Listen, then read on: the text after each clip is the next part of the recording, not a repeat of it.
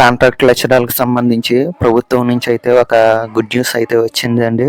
ఆ good news ఏంటనేది వీడియోలో తెలుసుకుందాము. ఎవరైనా సరే మన ఛానల్ ఫస్ట్ టైం విజిట్ చేస్తున్నట్లయితే మన ఛానల్ సబ్స్క్రైబ్ చేసుకోండి. ఇలా మరిన్ని గవర్నమెంట్కి సంబంధించినటువంటి ఇన్ఫర్మేషన్స్ మీరు పొందవాలనంటే గవర్నమెంట్ నుంచి వచ్చేటువంటి పథకాలకు సంబంధించి కానీ ఇతర గవర్నమెంట్ అఫీషియల్ అప్డేట్స్ కానీ మీరు పొందవాలనంటే మన ఛానల్ని సబ్స్క్రైబ్ చేసుకోండి. అలాగే ఈ వీడియో లాస్ట్ వరకు చూసి మీకు ఇన్ఫర్మేషన్గా అనిపిస్తే కనుక ఛానల్ని సబ్స్క్రైబ్ చేసుకుని ఈ వీడియోని కూడా లైక్ చేయండి ఫ్రెండ్స్.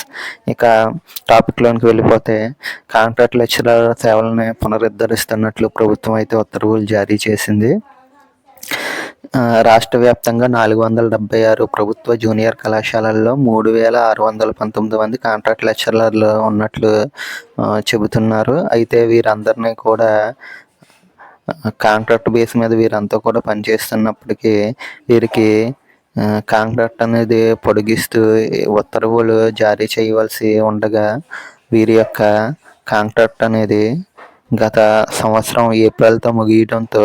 విద్యా సంవత్సరం ఏప్రిల్తో ముగియడంతో వీరిని మరలా కొనసాగించేందుకు మే నెలలో ఉత్తర్వులు జారీ చేయవలసి ఉండగా కొన్ని కారణాల వలన మే నెలలో ఉత్తర్వులు అయితే వీరికి జారీ చేయలేదు.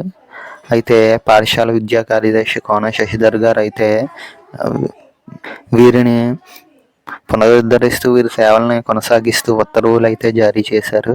ఈ సంవత్సరం జూన్ 1 నుంచి వచ్చే సంవత్సరం ఏప్రిల్ 30 వరకు 11 నెలల పాటు వీరి సేవలను కొనసాగిస్తున్నట్లు చెబుతున్నారు. ఇక గత విద్యా సంవత్సరం ఏప్రిల్లో ఒప్పందం ముగిసిన మే నుంచి ఉత్తర్వులు రావాలి, కానీ వీరిని జూన్ నుంచి కొనసాగిస్తున్నట్లయితే ఉత్తర్వులు జారీ చేశారు.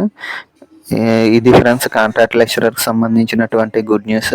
వారిని మరొక సంవత్సరం లేదా 11 నెలల పాటు పొడిగిస్తూ వారి సేవలను కొనసాగించుకుంటామని వారి కాంట్రాక్ట్ను పునరుద్ధరించారు.